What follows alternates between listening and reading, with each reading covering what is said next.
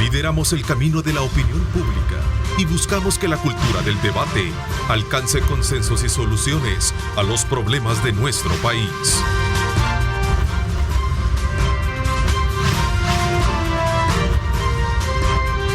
Diálogo con Ernesto López.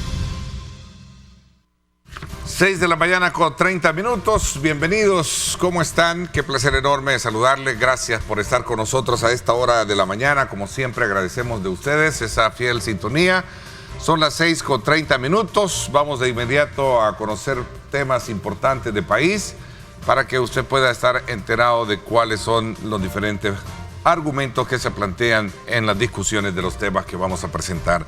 Este día vamos a hablar acerca de cómo se ha logrado establecer la recuperación no solo de la infraestructura, sino también del impacto que tuvieron las lluvias producto de la tormenta Julia, precisamente en la agricultura. Esta mañana quiero darle la más cordial bienvenida al ministro de Agricultura, al ingeniero Enrique Parada. Bienvenido, ministro, gracias por acompañarnos.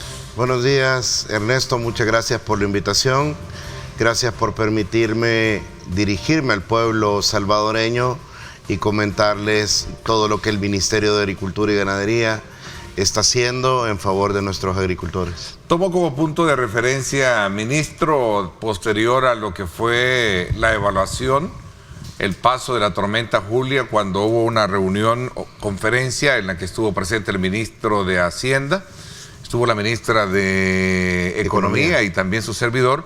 Y un punto elemental que me llamó mucho la atención es que ya había tenido usted conocimiento, contacto con homólogos de Nicaragua, Honduras, creo que Guatemala también, y de hecho decían de que no existe riesgo de disponibilidad de productos a raíz del impacto fuerte que tuvo sin duda alguna la tormenta Julia. Sí, este fenómeno natural afectó toda la región y por tanto comenzaron los temas especulativos en los mercados y se decía que en Nicaragua los daños habían sido de tal magnitud que ponía en riesgo las importaciones que realizamos como El Salvador. Inmediatamente tuvimos una reunión con todos los ministros de la región, hablamos con el ministro de Nicaragua, con la ministra hondureña y con el ministro de Guatemala, un poco para sondear la situación y en todos los casos, aunque han habido pérdidas al igual que en nuestro país, no está en riesgo la disponibilidad de productos para poder continuar un flujo comercial normal como el que históricamente se ha tenido con El Salvador. Ok, sumado a esto y algo más próximo, es el establecimiento también ya de líneas de crédito a partir de Firempresa, que estaría el Bandesal, estar otorgándose a aquellos sectores que en su momento, pues, en el caso de la agricultura también fueron afectados. El gobierno del presidente Nayib Bukele presentó todo un paquete de acciones que se van a realizar con la intención de recuperar los daños que se generaron a raíz de la tormenta. Aparte de líneas de crédito a través del Firempresa, Bandesal, también hay un programa de 26.925.000 dólares para diferentes acciones que van dirigidas en primer lugar a proteger producción que podría encontrarse en riesgo. Esto implica, debido a la amplia acumulación de agua que ha habido en los terrenos, es posible que haya una proliferación de hongos que dañe producción que no necesariamente se ha perdido por inundaciones o por desbordes de ríos. En ese caso estamos ya entregando fungicidas para los productores de frijol. Comenzamos en la zona oriental y ya llevamos una cobertura del 90% de los productores de frijol, que ya se les entregó insumos. Lo mismo estamos haciendo con los caficultores. Existe riesgo de que se multiplique la roya y pueda dañar más producción cafetalera. Estamos entregándoles insumos.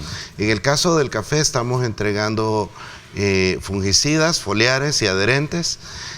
para que ellos puedan aplicar en sus cultivos y proteger la producción ante un riesgo de que haya una multiplicación, como decíamos, de roya.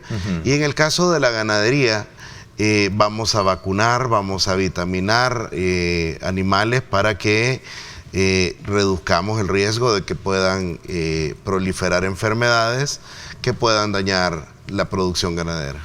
Ok, al hacer una evaluación así más directa, concreta, que creo que la tuvimos en su momento, ministro, ¿cuáles de los sectores es que ya se recuperó? Entiendo que todavía en algunas zonas, algunos cultivos están asediados todavía por el agua.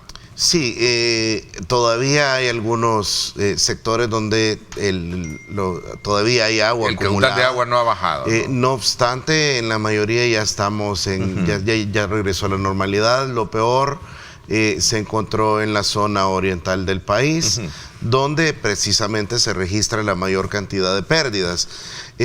Mencionaba sí, en Oriente fue más golpeado, ¿verdad? Sí. Aunque también hay áreas dañadas en Occidente y en la zona central, pero no de la misma magnitud que en Oriente. Como mencionaba al principio, tenemos un plan que va dirigido primero a proteger producción, pero también tiene un componente para sustituir las áreas que fueron dañadas en su totalidad, áreas que, como vimos en las imágenes, quedaron totalmente inundadas, y con eso no podemos hacer ya nada. Como gobierno vamos a reponer la producción para garantizar que en nuestro país vamos a continuar teniendo las proyecciones de producción en el mismo nivel que antes que ocurriera el fenómeno. Ahora, todo esto pasa precisamente para poder de alguna manera comprender bien los fenómenos climáticos. En la actualidad tenemos el caso de esta tormenta, de este huracán que está en Guatemala, Belice, de la cual, de acuerdo a los especialistas, en el espiral no vamos a tener mucha lluvia, ¿no? Pero sí puede dejar amenazas. De hecho, este día jueves ha amanecido bastante nuestro cielo, al que no estábamos acostumbrados en los últimos 4 días, ¿no? Con mucha nubosidad. En realidad ya estamos en una nueva realidad climática, ya el cambio climático sucedió, ya es cada vez más continuo la ocurrencia de fenómenos, sequías o excesos de agua, y como sector debemos prepararnos para estas nuevas realidades. Estamos trabajando desde el Centro Nacional de Tecnología Agropecuaria en generar nuevas tecnologías que permitan a los agricultores adaptarse. Quiero decirles, el riesgo o el potencial de generar mayores pérdidas por el fenómeno Julia era enorme. Gracias a Dios y al trabajo de las instituciones de gobierno logramos rescatar una parte de la producción. Por ejemplo, en las áreas ganaderas coordinamos con los ganaderos para que los animales se movieran a lugares de altura, lo cual redujo el riesgo de que los animales se ahogaran o fueran arrastrados por corrientes de agua. Entonces estamos trabajando de manera coordinada con los sectores productivos, de tal forma que podamos ir previendo. No vamos a tener problemas con esta tormenta, con este huracán en esta zona, ¿no? Esperamos que en este nuevo caso no afecte. Se proyecta poca incidencia de lluvia, ¿no? Al menos eso es lo que está quería encontrar. No sé si tenemos, productor, la imagen satelital que nos ponga en perspectiva de mejor forma a lo que está ocurriendo en la región centroamericana y particularmente de este fenómeno que estamos hablando. Ahí está, creo que esta es la imagen del Randis, ¿sí? No sé si la podemos actualizar, no sé si está actualizada, pero sí creo que hay un desborde hacia lo que sería la zona que comprende entre lo que sería Honduras y Guatemala y Belice, y por consecuencia no vamos a tener mayor incidencia. Sin embargo, tenemos un poco de nubosidad en nuestro territorio. Eso es lo que se perfila. A ver, veamos, ¿cuáles son los requisitos en su momento que se requiere todo aquel que haya salido afectado por las lluvias y cuáles son los mecanismos a los cuales tiene que acceder? El Centro Nacional de Tecnología Agropecuaria, la Dirección General de Ganadería, Sendepesca, en fin, todas las direcciones del Ministerio de Agricultura y Ganadería salieron a hacer las indagaciones de lo que había sucedido en campo con la tormenta Julia, identificaron áreas y productores que se vieron afectados por el fenómeno. Ya tenemos un registro detallado de quienes van a ser los beneficiarios de insumos, pero también tenemos la participación activa de productores, de representantes de asociaciones de productores como la Asociación Cafetalera de El Salvador, que nos están ayudando a identificar productores, pero también a coordinar las entregas para que se puedan hacer las aplicaciones de los fungicidas de una manera rápida y eficiente. ¿Y estos fungicidas están bajo el control de calidad y de menor impacto medioambiental? Porque escuché a algunas ONGs hacer ciertas observaciones y críticas en cuanto a ese tipo de productos, ministro. Sí, estamos utilizando, en primer lugar, insumos que sean lo menos dañinos al medio ambiente posible, en primer lugar. Y en segundo lugar, estamos echando mano de tecnologías como los agrodrones, que nos permiten ser más eficientes a la hora de aplicar. Estas tecnologías permiten utilizar los químicos en únicamente la medida que la planta realmente necesita, y evitamos hacer usos indiscriminados de químicos que al final terminan dañando el medio ambiente.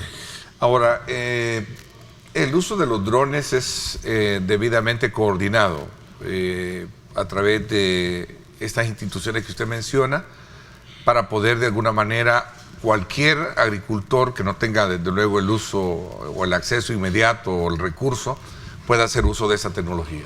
Las tecnologías de los agrodrones son manejados a través de la Dirección General de Sanidad Vegetal. Tienen una restricción, y es que únicamente podemos utilizarlas en terrenos planos.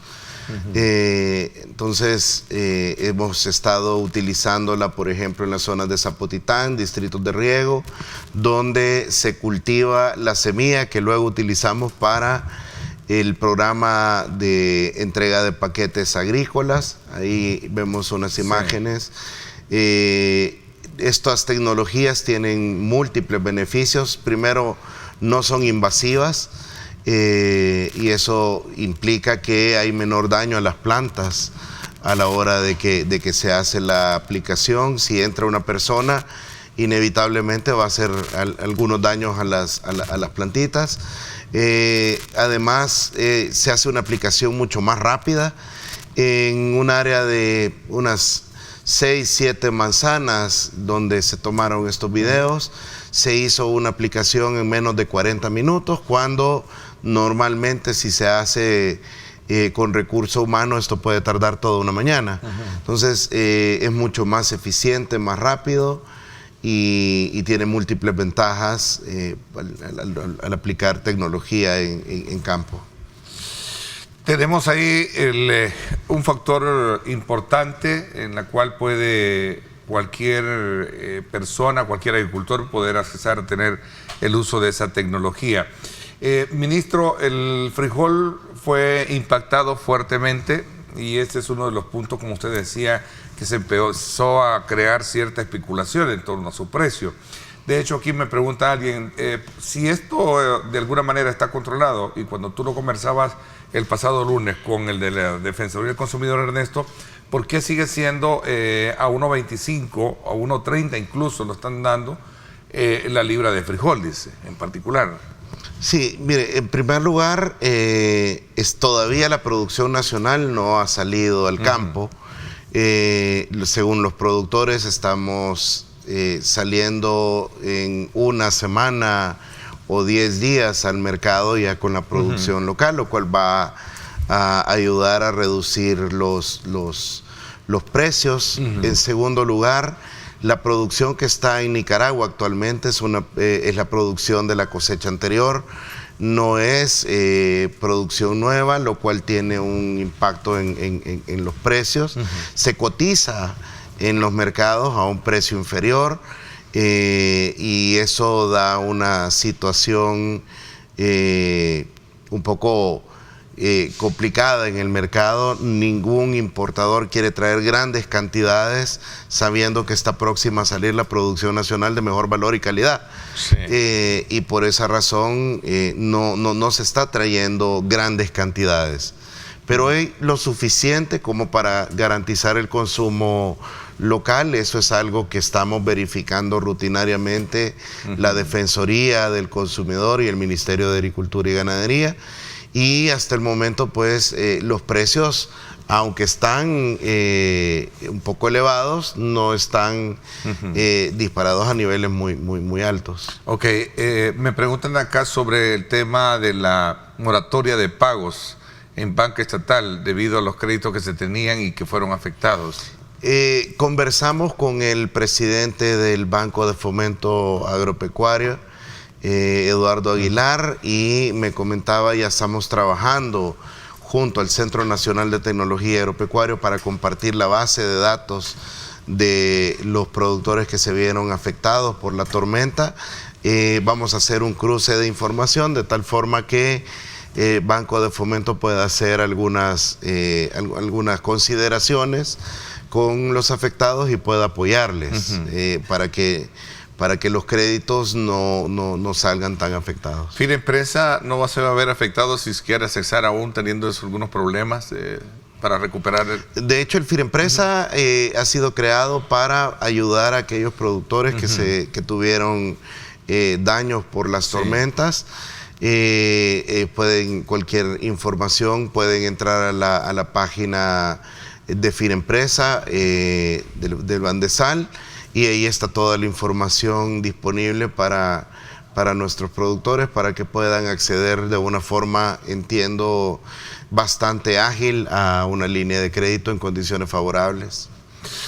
Bueno, aquí me están preguntando también sobre la finalización de la veda del camarón, ¿o se mantiene todavía? La veda del camarón terminó el día de ayer, llegaba hasta el 2 de noviembre, ya con esto nuestros pescadores pueden libremente salir a realizar sus labores de pesca. Estuvimos hace poco entregándoles paquetes alimenticios a los pescadores que se vieron afectados por esta medida.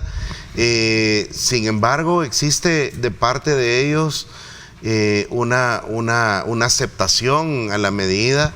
Han sido partes. Quiero reportar, no hemos tenido ni siquiera un caso de incumplimiento a la veda que nos haya obligado a decomisar producto o penalizar pescadores.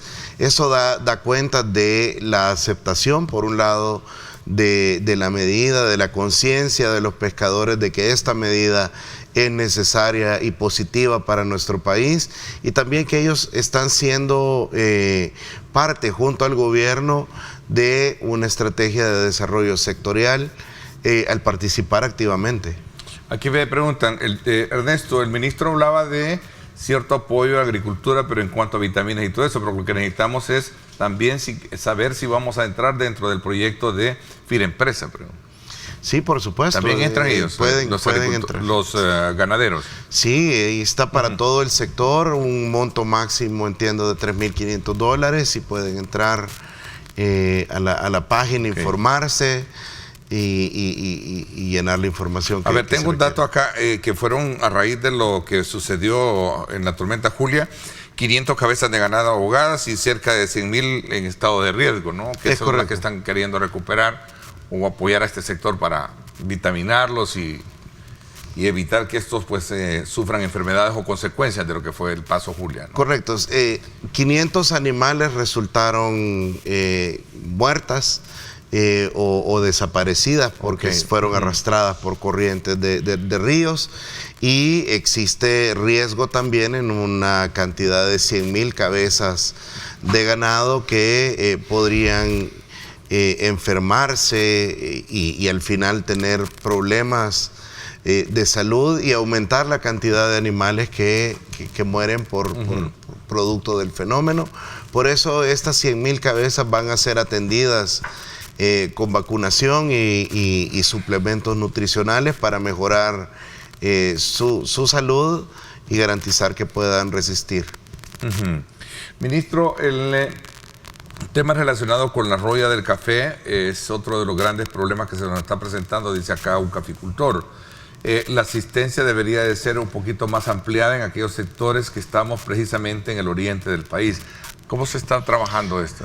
Ya hemos puesto a disposición unos 100 técnicos para ir a atender el tema de la caficultura a nivel nacional. La zona oriental es precisamente donde iniciamos las entregas de insumos para este sector. Vamos a dar una cobertura para unas 60,000 manzanas. Eso es casi la tercera parte del área cultivada de café, centrándonos obviamente en aquellos productores que tienen menor capacidad de atender por sí mismos la roya, y estos son los pequeños caficultores y los que se encuentran entre la zona de bajío y mediana altura.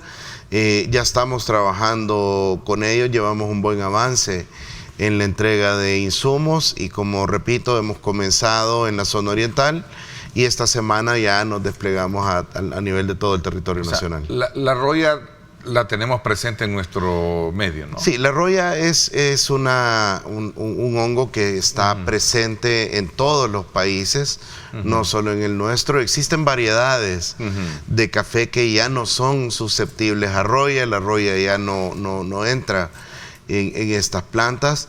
Sin embargo, el hongo está presente y puede multiplicarse si no se le da la atención requerida. La idea es que los gobiernos podamos controlar la roya, ya que no es posible erradicarla en su totalidad. Ahora, sin duda alguna que es una de las grandes tareas hoy en día es la recuperación misma también del maíz, me dice otro televidente. Ernesto, de hecho a mi criterio no se han hecho las contabilidades correctas en cuanto a las manzanas que fueron afectadas del maíz. Me gustaría que el ministro nos dijera cuál es la contabilidad que se tiene, las valoraciones que se hicieron, porque entiendo que este va a sufrir cierta escasez, no solo porque El Salvador fue afectado, sino que también Nicaragua y Guatemala. Sí, en primer lugar hemos hecho visitas, como decía, de técnicos del Centro Nacional de Tecnología Agropecuaria, más de 150 técnicos desplegados a nivel nacional.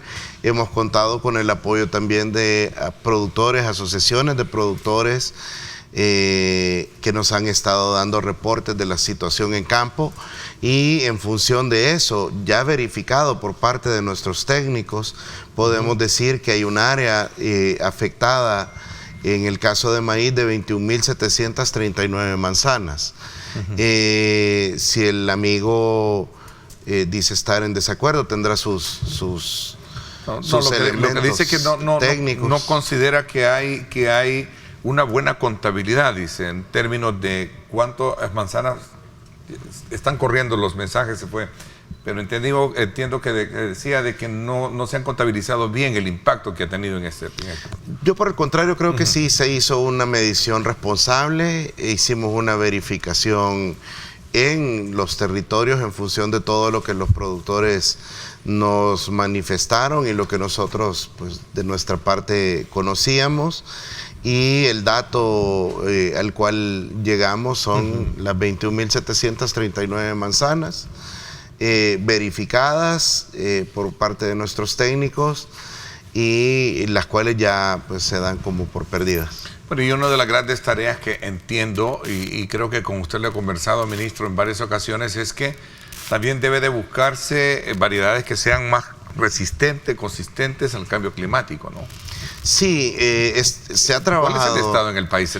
¿Tenemos una buena variedad de eso? Estamos trabajando en eso. En primer lugar, hay que buscar variedades que sean adaptadas a complicaciones climáticas. No obstante, la envergadura de las inundaciones que vemos en las imágenes en San Miguel, pues ya ninguna tecnología puede soportar eso. Ya es algo exagerado. Sin embargo, las tecnologías ayudan de alguna forma. Hay algunas variedades que son resistentes a estrés hídrico y han dado buenos resultados en producción, aún en el corredor seco. Pero lo importante, el mensaje importante es que la inversión que el gobierno está realizando con el plan de recuperación del sector ante la tormenta Julia va a ser dirigida a reponer la posible producción que se haya afectado, y con eso vamos a garantizarle a nuestro pueblo que los alimentos van a ser producidos en el país para garantizar seguridad alimentaria. Bueno, y no solo el tema de maíz como tal. Recientemente veíamos por cierto, este día se hace una publicación en uno de los matutinos sobre la exhortación que hace la directora de la Organización Internacional del Café a estar atentos a cómo la crisis climática debe de obligar a buscar variedades resistentes y adaptables a ese nuevo, digamos, panorama, ¿no? Sí, en el caso de café hemos conocido algunas tecnologías que permiten hibridar variedades de café, que aumenta la cobertura de las raíces de las plantas de café. Eso les permite resistir estrés hídrico y adaptarse de mejor forma al cambio climático. Creo que en el tema de café hay avances significativos y habrá que probar la adaptación a nuestro país para poder utilizarlas. Y nosotros estamos siendo innovadores, tenemos un laboratorio, entiendo, de propias semillas que busquemos adaptarlas a esto. Lo conversaba, por cierto, con usted la vez anterior. El Centro Nacional de Tecnología está haciendo esfuerzos muy importantes en esta área. Estamos teniendo acuerdos con instituciones internacionales de reconocimiento, como el CIAT de Colombia, que nos va a ayudar a venir y desarrollar tecnologías de forma rápida en nuestro país y adaptarlas a nuestro entorno. Entonces, sí es importante que trabajemos en eso, y estamos haciéndolo como gobierno. Seguridad alimentaria, capacitación de profesionales que tenemos, y que, por cierto, conocí recientemente de una capacitación de profesionales en agricultura en México con el tema y el énfasis de la seguridad alimentaria. Vamos a hablar de eso cuando regresemos, ¿no? 6:57. Gracias por estar con nosotros. Vamos a una pausa y regresamos con más.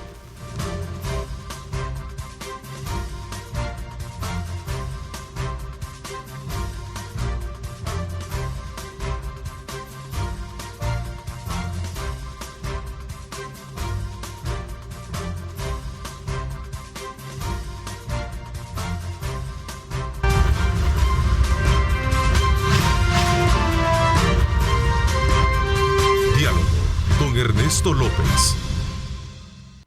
Bien, gracias nuevamente. Continuamos conversando con el ministro de Agricultura, el ingeniero Enrique Parada, con quien estamos haciendo una evaluación acerca de lo que se ha logrado recuperar y sobre todo apoyar a aquellos sectores que resultaron afectados por el paso de la tormenta Julia. Hemos hablado precisamente del tema moratorio, hemos hablado de esta nueva línea de acción, que son alrededor de 70 millones en infraestructura, como se anunció en su momento, a raíz de estos daños, así como también 30 millones para el agro en particular, ¿verdad, ministro? Corríjame. 30 millones. ¿verdad? Sí, son 26.9 millones. Para el agro, ¿no? Para el agro. Ministro, el tema relacionado con la adaptabilidad que pueda tener, y especialmente de aquellos sectores, pasa también por ver la asistencia técnica que en este caso se está. Y hablábamos un poco sobre la capacitación de profesionales de ustedes en México para adaptarlos al nuevo escenario que hoy en día se habla, que es el tema de la seguridad alimentaria. Correcto. Yo creo que el tema de tecnología, el tema de asistencia técnica es la gran apuesta del gobierno del presidente Nayib Bukele para sacar adelante el sector agropecuario con tantos problemas que vienen de muchos años atrás muchos de esos problemas de carácter estructural, como es el caso, por ejemplo, del abandono total que tenía la Escuela Nacional de Agricultura, la ENA, cuyas instalaciones se encontraban en una condición realmente deplorable, y que ahora, gracias a las gestiones del gobierno, ya tienen unas instalaciones bonitas. Las visitamos hace poco, el fin de semana.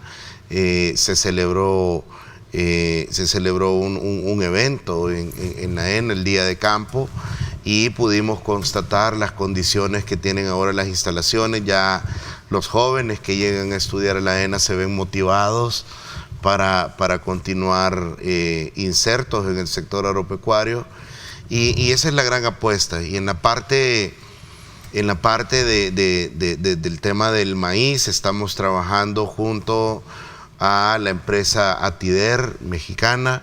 Esta empresa tiene el récord mundial de haber logrado la mayor productividad en maíz del mundo, y pues qué mejor que esta empresa para ayudarnos a fortalecer nuestras capacidades técnicas en Senta, y pues aprovechar la experiencia de los expertos de Atider para modificar nuestras prácticas. ¿De cuánto? locales. Aquí me están preguntando, Ernesto, te olvidaste de nosotros los pescadores, dice Luis Azuno. Buenos días, Ernesto, y mi familia son pescadores del área de los Cóbanos. Mi pregunta es si también en nuestro sector se les van a habilitar líneas de crédito para... También están habilitadas líneas de crédito. Si quiere, conversamos primero del tema de Atider, y luego retomamos crédito, porque quiero comentar un poco de lo que estamos haciendo como Banco de Fomento. Entonces decíamos, tenemos la visita de estos técnicos que están capacitando a nuestros profesionales en el tema de granos básicos del Senta, y también vamos a promover áreas con las nuevas tecnologías que nos traen los amigos de México, de tal forma que esperamos poder tener resultados bastante favorables en el cortísimo plazo.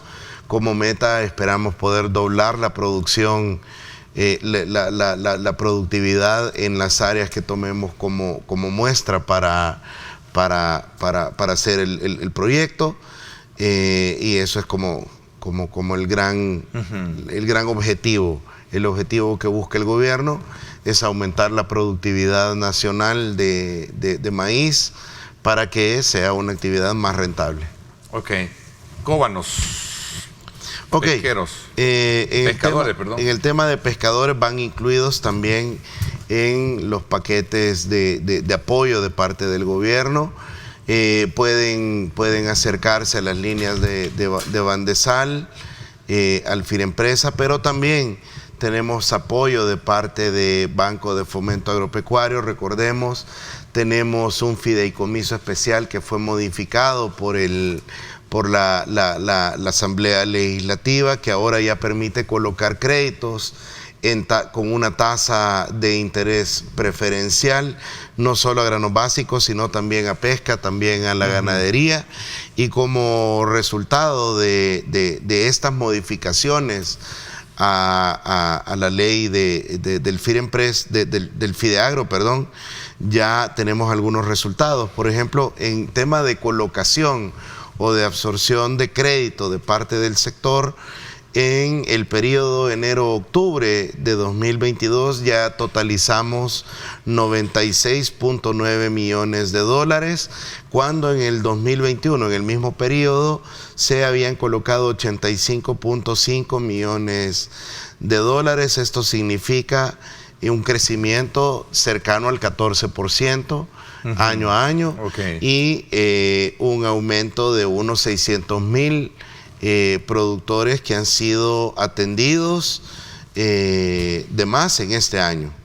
Ok, ministro, ¿cuál es la diferencia entre las cifras que colocan ustedes y también otros agricultores? Y creo que veíamos el caso de el comparativo de impacto que ha tenido, que daba Luis Triminio, por cierto, con los de ustedes, las cifras. Aquí preguntan eso, ¿cuál es la diferencia? Porque parece que hay una diferencia bastante considerable en cuanto a los impactos y las recuperaciones que se puedan tener para este año de la parte productiva agrícola. Sí, hemos hablado con los representantes de productores, entre ellos Campo, y pues los datos son, digamos, un poco menores los que reporta Luis Triminio. Sin embargo, pues él creo que se basa en los productores que son parte de su gremial. Nosotros hemos tomado en cuenta otros agricultores, pero además hemos hecho las visitas a campo, que es lo que yo deseo valorar. Nuestros datos son producto de visitas técnicas, de la opinión de especialistas que nos dicen esta es el área nacional que ha sido afectada y tiene un soporte técnico. Ok. Emilio Martínez dice, pregunta al ministro por qué a mi cooperativa no nos dieron productos, porque solo es para menores de 10 manzanas, pero somos una cooperativa, dice. Habría que revisar el caso, no sé de qué cooperativa se trata, porque estamos entregando beneficios también a cooperativas de forma de forma especial, no hay restricciones para ellos. A ver, Sandra Celina Blanco dice felicitar al ministro de Agricultura por la ayuda que se está entregando a estas personas afectadas. Quisiera saber si el ganado que se salvó se le está dando el tratamiento médico. Entiendo que hoy comienza la campaña de vacuna, ¿verdad? Qué buena pregunta, creo que coincide con lo que hoy va. Es correcto, este día damos inicio en San Vicente a la campaña de vacunación de ganado, con énfasis en aquel ganado de pequeños ganaderos. Vamos como meta a vacunar un total de 100,000 cabezas de ganado en todo el territorio nacional. Obviamente nuestra prioridad, debido a la cantidad de daños, seguirá siendo la zona del oriente del país, y vamos a tener una cobertura nacional en cortísimo plazo. Ok. Ernesto dice acá otra pregunta interesante. Ernesto, buenos días. La capacitación técnica junto al CENTA seguirá para los agricultores. Una pregunta. Hay otra que me parece que es muy interesante colocarla en este contexto porque está un poco larga y voy a tratar la manera de interpretarla, pero dice de la siguiente manera. Ernesto, es correcto saber que la política que ha desarrollado este gobierno ha sido bastante atendiente como se han hecho en gobiernos anteriores. Lo cierto es que ni los gobiernos anteriores ni hoy se le quiere poner el énfasis para evitar lo especulativo en temas de granos básicos, especialmente cuando se trata de los que más se consumen, frijol y arroz y maíz. Yo recuerdo que el IRA era una de las instancias que mantenían los precios regulados, como lo decía su mismo nombre. ¿Por qué razón no le quieren entrar a este tema los gobiernos? Esa es una pregunta que todavía sigo teniendo y quizás me voy a morir y nunca la voy a tener como respuesta. No, tampoco, ¿verdad? Pero veamos. Okay. Es un tema interesante el tema del IRA, ¿no? Sí, creo que merece darle análisis. En realidad el trabajo que estamos haciendo por el tema del maíz, de traer expertos de otros países a capacitar a nuestros técnicos, tiene como objetivo obviamente llegar al productor. Nuestro objetivo es poder trasladar estos conocimientos a nuestros agricultores. Por esa misma razón, uno de los componentes de la capacitación que están recibiendo nuestros técnicos es precisamente la forma como llevar conocimiento a los agricultores de la forma más eficiente posible.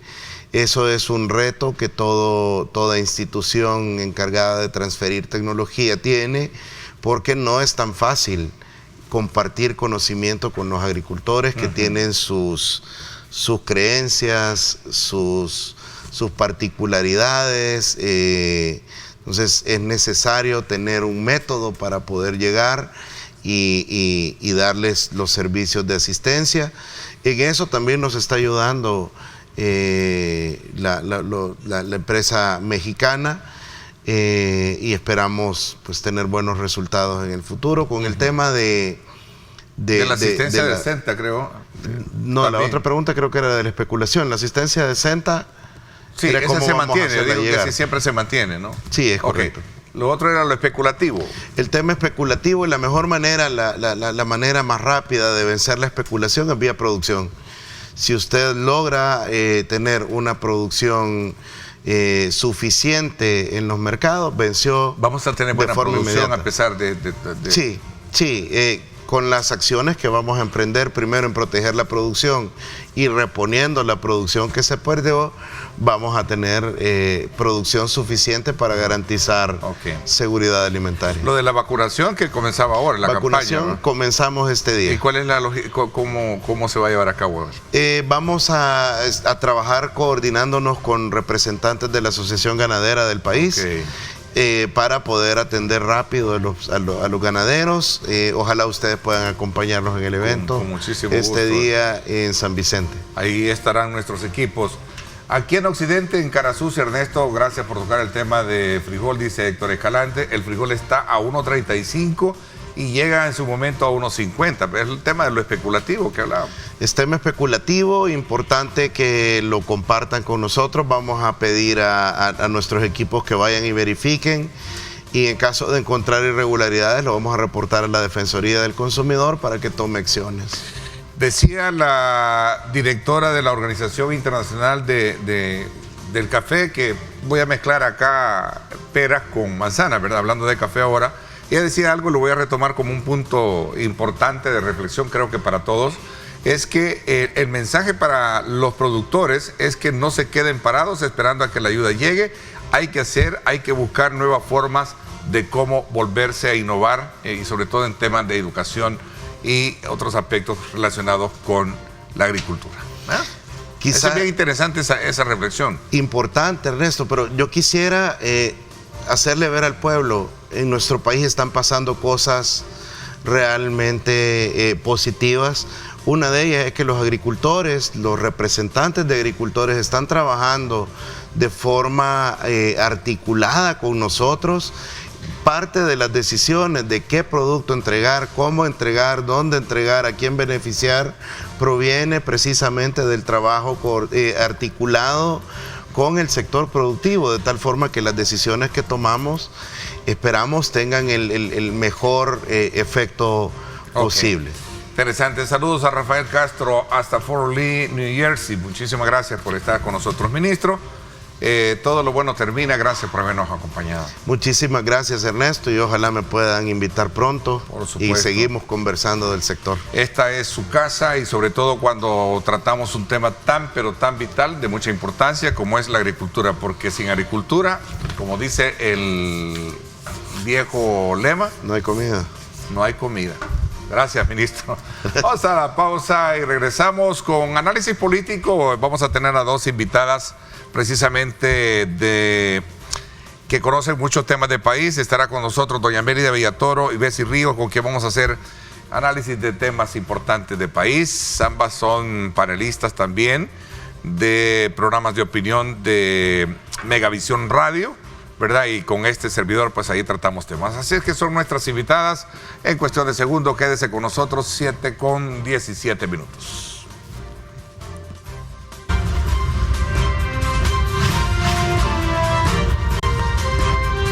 Diálogo con Ernesto López.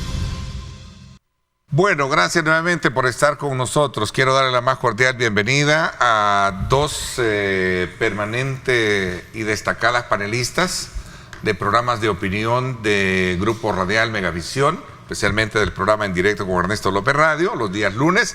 Quiero saludar cordialmente a doña Mérida Villatoro. ¿Cómo está? Muchísimas gracias. Pues buenos días, Ernesto, buenos días a todas las personas que están pendientes de su programa, Ernesto, muy lindo.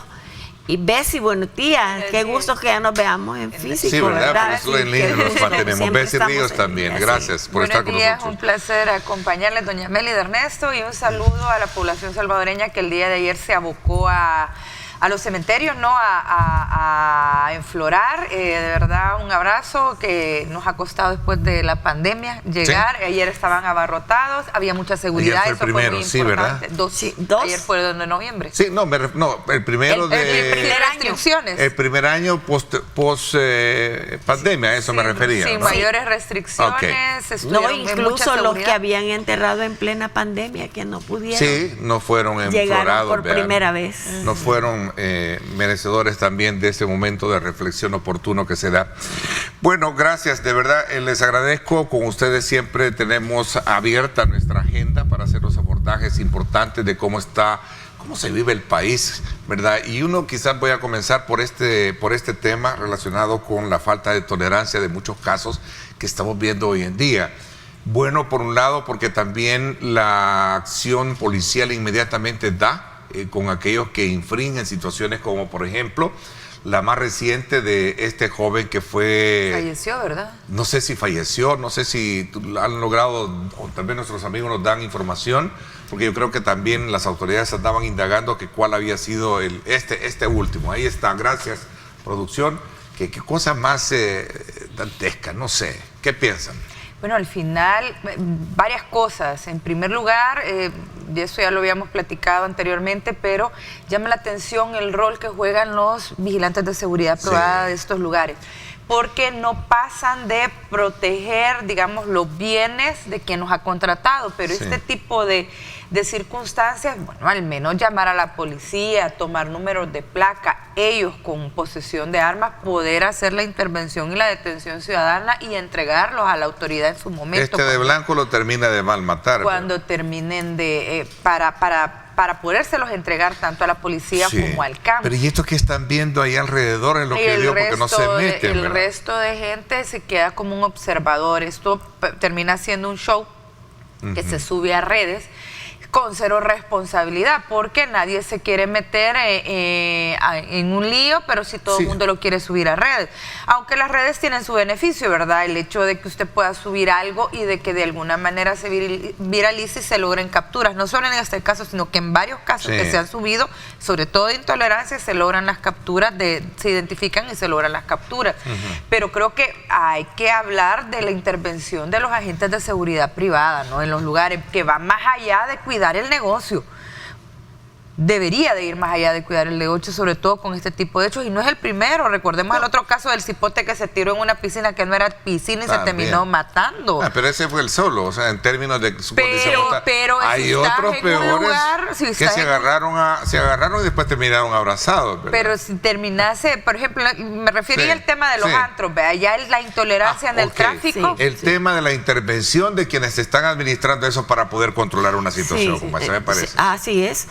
A mí me preocupa mucho en esta zona donde sucedió este problema, esta situación tan terriblemente dolorosa, ¿verdad? Para la juventud. Para los jóvenes. Imagínese usted cuando ya los ve detenidos. Sí. Cuando ya los ve detenidos, jovencita. Y los otros, entiendo que parece ser que uno de ellos, según la policía, todos están perfilados con están perfilados con grupos la actitud fue eminentemente pandilleril, ¿verdad? Su conducta. Pero a mí lo que más me preocupa es la zona esta. Siempre ha sido van a perdonar, pero es público, que es venta de drogas en todos esos lugares. Entonces mezclan el alcohol con la droga, entonces se vuelve una locura. Me parece que debe haber más control en esa zona. Ya van pasando demasiados casos, muertes incluso, y no se compone el área. Esto tiene que ver mucho con la salud mental. Ahí está otro caso también que sucedió, ¿verdad? Los casos de intolerancia en cuanto al tráfico son otro dato, porque los niveles en los que la gente anda de molestia. Es decir, el país en general es un país agresivo. Aquí es agresivo el manejar, aquí es agresivo el sonido. Aquí tenés los lugares que tienen la música estridente. Hay unas pantallas invasivas que yo no sé cómo es que le dieron permiso con esas publicidades invasivas, incluso en la noche, que hasta te ciegan. Sí. Todo es agresivo hacia alrededor. Y tomando en cuenta que no tenemos además educación vial, porque aquí no hay educación vial, aquí la gente no sabe cómo tomar una rotonda, aquí la gente no sabe cómo ceder el tráfico. La mayoría de trabazones que tenemos es por la falta de solidaridad en el tráfico, de paso yo, pasas tú, paso yo, pasas tú, pero no lo hacen. Pero lo que pasa es que ha habido demasiado libertinaje. Aquí se ha hecho lo que se ha querido durante todo este tiempo. Pero usted también, como educadora que es, porque usted es educadora aparte de ser política, claro, ¿verdad? Usted sabe que hay un tema que se llama salud mental. Salud mental, sí. ¿Verdad? De hecho, creo que hay un programa. Este tema en la Asamblea Legislativa creo que dio por iniciativa, pero creo que no se creó, no ha pasado a más. No ha pasado. Incluso hubo una denuncia de... Creo que, por cierto, algo bien familiarizada suya, Marcela Villatoro, sí, decía: psicópatas matando personas, conductores intolerantes, que es el tema que estamos enfocando, personas que se suicidan por depresiones. El país surge de apoyo a la salud mental y en este caso se ha enviado archivo solo porque no viene del gobierno. Bueno, de hecho, ahí está. Ahí está. No, yo creo que debemos de ponerle mucha atención a la salud mental. Incluso después del conflicto armado tuvo que haberse atendido muy bien el tema de la salud mental. Yo me acuerdo que se creó un departamento y estuvo, por cierto, el psiquiatra doctor Escalante, muy bueno. Pero a mí me dijo él en lo personal, porque hablé con él, porque es un tema que nos interesa a todas las mamás, a las abuelas. ¿Y Asparrexaldo puede hacer algo para por eso usted como exparlamentaria y se mantiene vigente el grupo? Sí, ¿no? Estamos vigentes. Fíjese que con el doctor Escalante lo que platicábamos, porque en el periodo del FMLN, en el primer periodo de gobierno del FMLN, me decía el doctor Escalante que había salido tan decepcionado porque no le prestaron ni la mínima importancia, cuando la salud mental es prevención de las enfermedades psicosomáticas. Entonces, pero no le prestó nadie atención. Entonces, yo sí quisiera que ahorita en este momento tan difícil, ¿verdad? Porque la violencia, yo les digo, la violencia en nuestro país siempre ha existido, más de 200 años, ¿verdad? Nuestros indígenas, bueno, en fin. De hecho, ¿verdad? Dicen que traemos ese gen, pero no. Pero habría que comprobarlo. El tema de la salud mental siempre se deja de lado. Este es un país que prefiere ir a donde el brujo, donde el chamán, a que le haga la limpia para ver por qué solo hombres malos atrae, a que le haga la limpia para ver, para que le lea las cartas y ver cómo arregla las cosas, que pagar un psicólogo. Prefieren hacer esas cosas, y esos son niveles de ignorancia claros y reales de la población. Sí, pero no podemos generalizar. La mayoría prefiere hacer eso. Si no, ahí estuvieran los psicólogos. Bueno, tan no les interesa el tema psicológico que siempre tenés 4 o 5 psicólogos en la Policía Nacional Civil atendiendo esa cantidad de policías que además andan armados, están metidos sobre la presión para el régimen de excepción, están desvelados, no le interesa al Estado, pero revisemos. Hemos vivido un conflicto que de puro choto nos metieron a una guerra de puro gusto, matándonos hermanos contra hermanos, sufriendo hermanos por hermanos, en fin, de puro gusto nos metieron, para nada.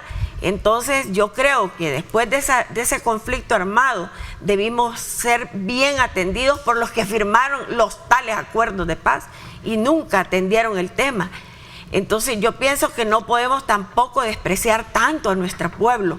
Nuestro pueblo podemos ser de tercer mundo, emergente, lo que quieran, pero también creemos en Dios.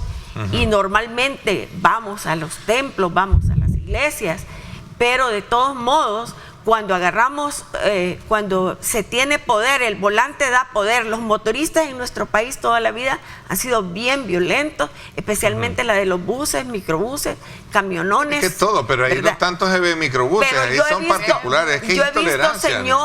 señoras gritarle, Sí. ¿verdad? Mujeres histéricas, neuróticas. También, sí. Entonces yo siento que todos nos Todos. metamos en el mismo huacal. Todos debemos y de que- meternos en el Pero huacal. hay que desmitificar, ir al psicólogo, ir al psiquiatra no significa que usted Estoy esté de loco. acuerdo. No, es que vaya donde el psicólogo, vaya donde el psiquiatra. Si usted quiere ir a hacer su novena, hágala, pero la novena no le va a quitar la depresión. Es importante asistir a un terapeuta. Depende de tu fe, depende de tu fe. No, Por no hay fe que sucede- mentirle, no hay que mentirle a la gente, no, yo soy profesional y técnica y científica.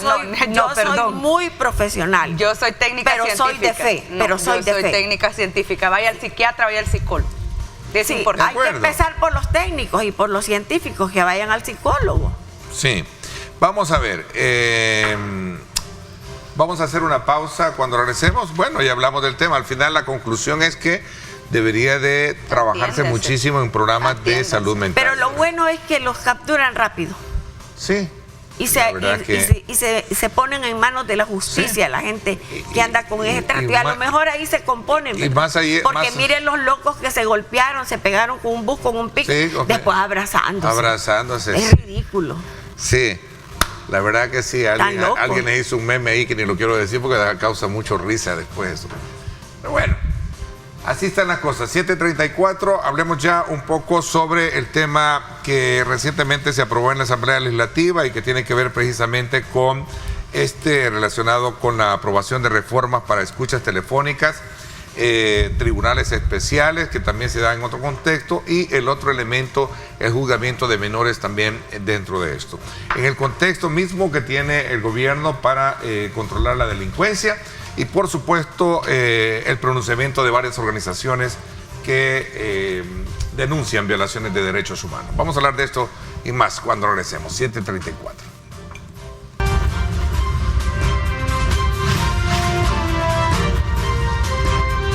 Diálogo con Ernesto López. Bien, gracias nuevamente por estar con nosotros a esta hora de la mañana. Continuamos entonces conversando con nuestras invitadas esta mañana y pasamos ahora a conocer un poco este pliego de reformas que se han hecho en un contexto de política de frontal que tiene el gobierno contra la delincuencia bajo el esquema del régimen de excepción. ¿Avalan ustedes todos los procesos que en su momento se han identificado, la instauración de jueces especializados para aligerar los casos, las escuchas telefónicas ahora desde otra perspectiva y modalidad y por supuesto el juzgamiento de menores ahora en su calidad de adultos? Sí, Vamos a lo ver. que pasa es que como hay que ir adecuando, ¿verdad?, los procesos, los procedimientos a la necesidad histórica de El Salvador, ¿verdad?, de nuestro país.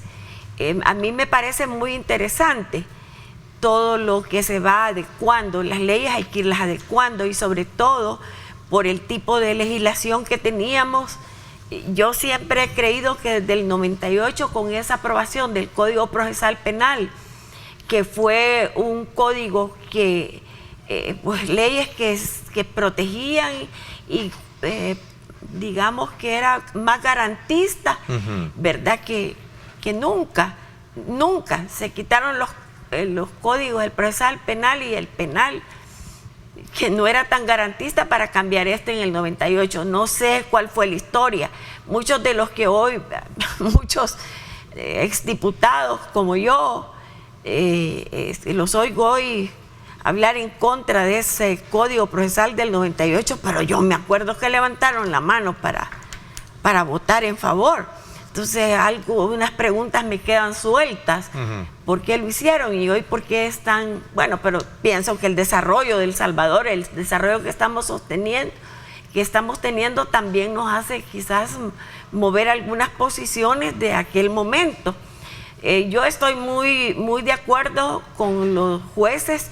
Me encanta que el órgano judicial haya implementado este tipo de reformas y que se esté moviendo, porque ya tiempos que no se escuchaba que el órgano judicial se actualizara y moviera su tipo de juzgadores. Entonces es interesante, Ernesto, es muy interesante, están modernizando el crimen organizado, las pandillas tienen técnicas muy modernas están con las redes, con toda la informática bien actualizados. Normal es que nuestros órganos del Estado, que están muy bien articulados, se modernicen. Bueno, yo personalmente me sumo a las voces de las denuncias por las reformas. Hay varios, mezclé varias, perdona que sí, son varias cosas. Vaya, pero primero, todas tienen un solo fin, me lo decía el mismo ministro. Pero es importante señalar, por ejemplo, los suprapoderes que recibe la Fiscalía, ¿verdad? Ya no solo es el fiscal, sino que además el jefe el director de escucha, quienes van a pedir las intervenciones. Antes solo era el fiscal. Pero va a ser el juez que lo va a decidir. Un juez que lo tiene que hacer en 4 horas, que serán los de el 13º y el 14º de paz, que pasan a ser especiales para escuchas, que tienen que estar 24/7 pendientes de la Fiscalía y que en 4 horas le tiene que resolver sin que yo te dejé hablar, me dejas hablar. No, yo no te estoy quitando la palabra. Entonces, lo que te estoy preguntando si está en el marco de pronta y justicia. Si no, yo necesito terminar de decir porque son varias reformas. Vamos a ver. Entonces, estas son 2 tribunales dos tribunales que tienen que tener 4 horas para resolver sin que se les entregue ningún tipo de informe a la Fiscalía. ¿Qué es lo grave aquí? Que terminada la intervención, la Fiscalía en la anterior ley debía de entregar un informe al juez que autorizó y decirle, mira, señor juez, con su autorización esto fue lo que encontramos. Hoy no. Ahora esa información le queda a la Fiscalía. Más grave todavía, 6 meses tenía para eliminar la información que se recolecte de escuchas, y esto fue una reforma que se hizo. La Fiscalía, para eliminar esto, 6 meses por orden judicial, ahora no. Ahora el fiscal decide si lo va a eliminar o no, previo requerimiento o no, o si se va a esperar a que termine el término del delito. Entonces, tenemos supremos poderes porque ahora la Fiscalía decide cuándo interviene, cómo interviene, cuándo lo elimina o no, y además no va a tener supervisión, que la supervisión era de la Procuraduría de Derechos Humanos y era en una supervisión constante. Ahora solo va a ser por denuncia, y antes se permitía la publicación de estos informes de la Procuraduría de Derechos Humanos por violación al derecho de la intimidad. Yo mismo le hice la pregunta al presidente de la Asamblea y me dijo que la Procuraduría siempre va a tener solo por denuncia, y si encuentra violación a derechos humanos, pueblo salvadoreño, fíjese que no lo va a poder hacer público porque la Fiscalía dice que esto se va a declarar reservado. Entonces, la Fiscalía es la única que va a saber si te violenta derechos y es la única que lo va a tener a ver, en su poder. Respondamos la pregunta que hacía. ¿Cuál es la pregunta que le decía? Lo que pasa es que yo le decía a Bessie que está dentro del marco de pronta y en teoría. Esa es la teoría. Pronta y cumplida justicia. Pronta y cumplida, porque eso es bien importante. Le vas a dejar a la Fiscalía que ella decida quién, cómo, cuándo, dónde, y si se descubre que violentó derechos, no va a ser público ese informe. Son demasiados poderes. Personalmente creo que la relevancia, digamos, la Procuraduría de Derechos Humanos, eso revisar anual. Pero yo te quiero preguntar, vos sos abogada, sí está dentro del marco, dentro de lo del régimen, separar 4 tribunales, separar a los jueces, poner los especializados, evidentemente va en la idea de sacar esta mora judicial que tienen ellos, de los 56,000 creo que están detenidos ya. Sí, 56,000 son los detenidos, entonces tienen una gran huaca. Pero preocupa porque ya no van a entregar un informe. Casi es como que Ernesto sea el fiscal, tú la intervenida y yo el juez, y me diga, mira, quiero intervenir a la Mérida, pero y el informe, después te lo voy a dar. Yo en 4 horas le tengo que responder. Eso es lo que preocupa. Porque después yo no le puedo ordenar a Ernesto que te destruya las escuchas, sino que Ernesto va a decidir si las destruye o no. Bueno, el antecedente de esta fiscalía, que vos ya conoces cómo fue la fiscalía de Douglas Meléndez. Sí, yo te entiendo. Armó casos. Yo te entiendo, Bessie, pero para efecto de que nuestra gente también que nos está escuchando y nos está viendo quede como más claro con los pensamientos que traemos, ¿verdad? Que qué bueno que tú eres abogada, yo soy maestra, ¿verdad? Yo creo que lo que a nosotros en El Salvador nos pasaba es que aquí la justicia tenía pasos de tortuga. Eso es cierto. ¿Verdad? La burocracia ha permitido esto. Una burocracia, y esos fiscales si querían te atendían, si no querían no te atendían. Y los jueces igual. Bueno, pues si los jueces nunca atendían, si el que lo atiende a uno en los juzgados es el secretario. Entonces, que me perdonen, pero eso es lo que hemos vivido en este país. Si todas estas reformas van en el sentido de que cambien y sea pronta y cumplida la justicia, está bueno. Yo quizás Bessie agarraría parte de tu preocupación con lo que decíamos la otra noche platicando con Ernesto, que se tecnifique la fiscalía, que se le pague bien a ese señor que va a estar interviniendo para que no haya necesidad de sobornarlo. Y lo otro que es preocupante es que se ha pedido que las telefónicas tengan una plataforma para que Fiscalía en tiempo real acceda a los datos. Hombre, no me vayan a salir las telefónicas, que esto se le va a trasladar al usuario, como se hizo con el impuesto del sí. Porque al final, lo que siempre venimos diciendo, la voluntad política, el entregar los fondos a la institucionalidad para que funcione, reabrir los 80,000 casos congelados. Yo no veo que hablen que le van a dar fondos a la Procuraduría General de la República para los procuradores. Los fiscales están sobrepasados. Le pregunté al fiscal que si necesitaba, que obviamente deberían de darle más plata, ¿no? Y a la Procuraduría General de la República, que siempre ha sido como la cenicienta. Ok. Veamos un poquito más en la continuidad del tema de régimen de excepción, lo que estamos hablando, sobre todo porque es yo mezclé 3, 4 cosas diferentes. Pero todo está concatenado sobre la base de que el enfoque es controlar. Y la denuncia de sociedad civil sigue siendo el tema de estos plenos poderes a Fiscalía. Hablemos de esto cuando regresemos. Ok, hablemos de eso cuando regresemos, 7:46. Gracias por estar con nosotros.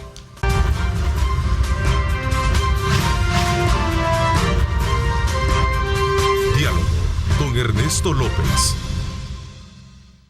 Bueno, estamos hablando de temas que se generan en la Asamblea Legislativa y el último también sobre este tema de las personas menstruantes, algo así. Sí, es un término que ha generado que se ha utilizado. Yo creo que la diputada, primero hay que explicar todo un contexto y eso te da para un programa completo. Sí. Creo que ahorita uno de los reclamos más importantes que tenemos es lo caro que están, por ejemplo, todos los productos que se consideran rosa, ¿no? Aquellos productos para la salud sexual y para el periodo cuidado sanitario, ¿no? Que tienen las mujeres. Es correcto. En otros países se está degradando ya y creo que esa podría ser una buena medida que deberíamos de estar ya implementando. De hecho, ya desmitificarlo, ¿verdad? A la hora que se piden, por ejemplo, ayudas con desastres, se pide de todo, pero se les olvida que ahí hay personas que tienen la regla y que necesitan toalla sanitaria y no se piden. Y esto es carísimo. Pero ha de haber sido una, digamos, imprudencia, no sé, el término persona menstruante. Yo creo que, no, esa es una teorización que hay, que requiere, que le ha traído, que requiere bastante explicación y para poderla entender, pero creo que hay cosas más importantes, como por ejemplo la degradación de los productos de salud. Yo creo que por esa línea debería de ir las diputadas. El impuesto al producto, porque es un producto que lo utiliza, rosa. Y de que lo usa necesidad. Desde la que tiene dinero, desde la que no tiene, hasta la que ese es de canasta persona básica. más humilde. Es parte de la... Ya cuando vos querés hacer una canasta básica ampliada, ¿verdad? Porque en un hogar donde tenés menstruación... Saca el celular y mete mejor el... correcto, las toallas, así es. Regresemos al punto que estábamos, pero fíjate que yo insisto, vaya a ver. Sobre la denuncia de violaciones de derechos, ¿no? Desde la perspectiva del movimiento social, esto precisamente que se señala, ¿no? Estos plenos poderes de la Fiscalía, que la Fiscalía decide, manda y ordena, ¿verdad? Sumado a los antecedentes que ya tenemos de denuncias bien claras que en la Fiscalía se arman casos. Ahí tenemos casos de empresarios que les hicieron escuchas ilegales, se ordenó la destrucción, no lo destruyeron y después le metieron el caso y ahí está el señor huyendo, ahí anda con su proceso judicial, independientemente de la posición que usted tenga sobre esta persona. Pero ese es el punto, de que no podemos permitir de una fiscalía que ha tenido, desde mi perspectiva, que ha tenido como institución un señalamiento bien grave de que ahí se arman casos. Ahí andan otros fiscales penando que han denunciado que los torturaron durante la gestión de Douglas Meléndez para que dieran testimonio de que habían manipulado procesos cuando no lo hicieron y se armaron los casos. O sea, de esa fiscalía estamos hablando, de fiscales que han, ya sea por mal pago, ya sea por otro tipo de beneficios, le arman casos a gente que no tiene nada que ver y no son cosas nuevas, es que se han ido presos el jefe de hurto y robo. Hace años. ¿Por qué? Porque estaba ahí coaligado con los que hacían robo y hurto de vehículos. Y lo otro peligrosísimo es que si no sabemos cuáles van a ser los salarios o cómo le van a pagar a este de escuchas, hombre, se nos va a venir el problema de, yo tengo un amigo en tránsito, le voy a pasar una placa, dame toda la información de este carro, o mira este número de teléfono, quiero saber toda la información. O sea, a tu criterio hay una puerta que deja muy vulnerable todo eso. Sí. A ver, pero aquí están diciendo algo los televidentes, sí, pero también acordate que la delincuencia necesita también ser... Sin duda. Vigilada. Sí, lo que yo pido es que la institucionalidad esté vigilada a la hora de hacer esa vigilancia. Yo pienso que el tema es en el sentido de que como tenemos una experiencia tan amarga de los fiscales, pues mirarlos dónde andan, pues. Uno preso, el otro huyendo. Los anteriores. En este momento toda la gente, profesionales, conocen al actual fiscal, lo han visto crecer en la fiscalía, entonces se tiene mucha confianza. Yo en lo personal creo que tengo mucha confianza en él por sus actitudes, por sus acciones. Él es muy profesional. Y por su valentía, se ve muy profesional. Entonces yo me uno a lo que dice Bessie, en el sentido de cómo evitar, ¿verdad? Cómo garantizar que no vamos a echar pasos atrás. Los abusos. Que ni un paso atrás. Entonces, pero, correcto, evitando abusos, evitando esas influencias, ¿verdad? Esas malas influencias, como dicen mis hijos. Entonces, todo eso, ¿cómo lo vamos a garantizar? Una manera es que los fiscales sean tecnificados, yo comparto todo eso, que sean un perfil de personal eminentemente profesional. Y no, definitivamente vamos a confiar. Ahora bien, sí con buenos fiscales, sí con buenos profesionales, buenos jueces, buenos defensores públicos, vamos a tener justicia pronta y cumplida. Sí, preocupa. Yo insisto, vaya, aquí se ha utilizado mucho desde el Ejecutivo, desde la narrativa del Ejecutivo, el que nada debe, nada teme. Sí, pero el que nada debe, nada teme, y entonces ¿por qué no vamos a hacer públicos los informes en los cuales se corrobore que ha existido violación al derecho a la intimidad? ¿Por qué? ¿Por qué lo van a declarar reservado? No, yo pienso que pienso que todo está como a prueba, ¿verdad? Ahorita hay que tomar medidas enérgicas, seguras, porque mira, ni se ha aplicado la ley cuando los criminales ya se han transformado. Ya, sí. Entonces yo pienso que tienen que usar la idea de equifinalidad, ¿verdad? Amarrar su chucho a tiempo. Esperemos, tengamos confianza, tengamos seguridad que nuestro pueblo estamos pendientes, todo el mundo está pendiente. Mira, parece mentira, pero en las comunidades. Yo vivo ahí en un cantón y en el cantón está pendiente la gente del fiscal, del ministro, de los policías. En fin, mira que siento que estamos como contralores de toda la modernización de nuestro Estado y de nuestra actualización con este problema serio de la inseguridad que nos estaba matando, nos estaba ahogando. Están tan profesionales los criminales que de verdad que preocupa que no se profesionalice, que no se modernice nuestro Estado. Preocupa, y yo insisto con el tema de la profesionalización, porque esta reforma también, aunque no la mencionaste, que es el beneficio que va a recibir el criteriado, que sople toda la estructura de delincuencial, que va a ser el líder, ¿verdad? Que se le van a reducir un par de años. La idea es que Fiscalía debería de dejar de usar al criteriado. Y esta es una crítica institucional de décadas. Bueno, en esos años, mire, Yo pienso que toda la vida han agarrado un soplón y el soplón sopla, cuenta todo el chambre y el soplón pero es para otra beneficio, cosa que para otro beneficio de él. Es un delincuente más. Sí, para beneficio de él. Beneficio y facilitar el trabajo, ¿verdad? Pero yo pienso, yo quisiera que no hubieran criteriado. Yo porque es bien fácil, yo friego al otro para quedar bien yo y a lo mejor me invento. ¿Cuántos criteriados han mentido? De decir que fue el otro que disparó y fueron ellos. Fue. Sí, aquí hemos visto cosas. Ahora, yo sin duda, yo entiendo que la población está a la expectativa con las reformas, pero hay que tener cuidado. Evidentemente, la burocracia, el retardamiento de justicia, esto que los criminales 20 veces detenidos por 20 delitos diferentes, nunca se quedaba preso, mataban a los testigos. Es evidente que hay una necesidad, pero ojo, la institucionalidad no se puede quedar sin supervisión, no puede ser juez sin Contraloría.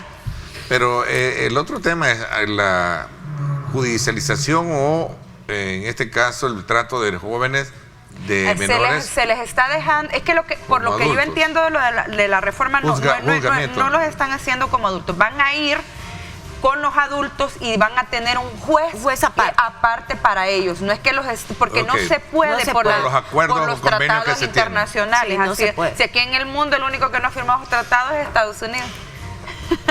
Y te exige que los cumplan, ¿verdad? Pero tiene las leyes secundarias que son duras. Sí, porque los niños allá sí son juzgados, allá son los menores. Bueno, y eso que la ley penal juvenil ha tenido muchos errores, porque el mismo juez te mira en todas las etapas, hasta el final te cambian el juez. Entonces es bien difícil cuando vos encontrás una irregularidad que el juez que empezó la causa te encuentre una contra a su inicial pensamiento en el proceso. Marlene Funes, diputada del FMLN, dijo que reformas, se da en el contexto de declaraciones que estas reformas buscan cambiar jueces y mantener capturas sin importar si son legales o no.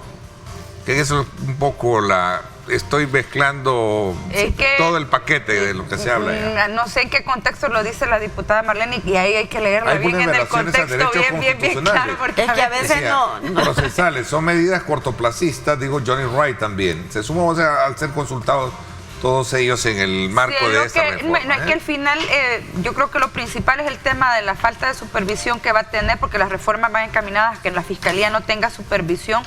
Y eso es lo que preocupa, la poca publicidad. Por ejemplo, imagínate cómo no vas a hacer público cuando has violentado derechos de intimidad. O sea, yo le escuché el teléfono a fulano y no era él al que tenía que escucharle, le tengo las grabaciones, me lo descubren, me lo corroboran y yo no lo voy a hacer público. Eso es lo que... Yo invitaría a los diputados... En reflexión ya, final, porque ya se nos fue el tiempo. Que se quiten un poco lo político, porque esas declaraciones son eminentemente políticos, que se ubiquen en lo profesional, en lo técnico, y que estemos observando, que seamos contralores de todo esto.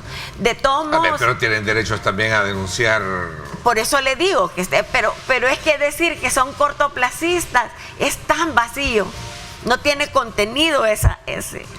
Sí, al final la preocupación histórica de este país, el aparato de inteligencia siempre se ha dedicado a ir a la oposición y no a detener al crimen organizado. Esas son realidades que hemos tenido. Habrá que tener, además de las denuncias del tema de Pegasus, porque eso es lo que han denunciado muchos liderazgos, es que, mire, Pegasus me tenía intervenido el teléfono, pero ya no necesitan Pegasus porque el fiscal ya está legalmente tiene todo el poder para hacerlo.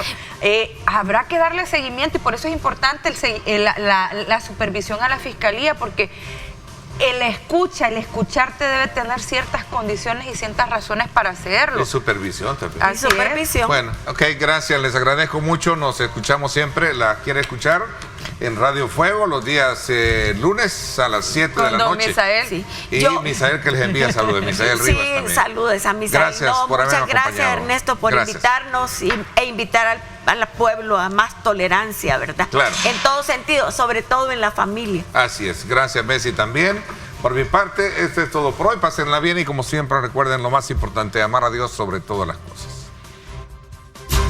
Lideramos el camino de la opinión pública y buscamos que la cultura del debate alcance consensos y soluciones a los problemas de nuestro país.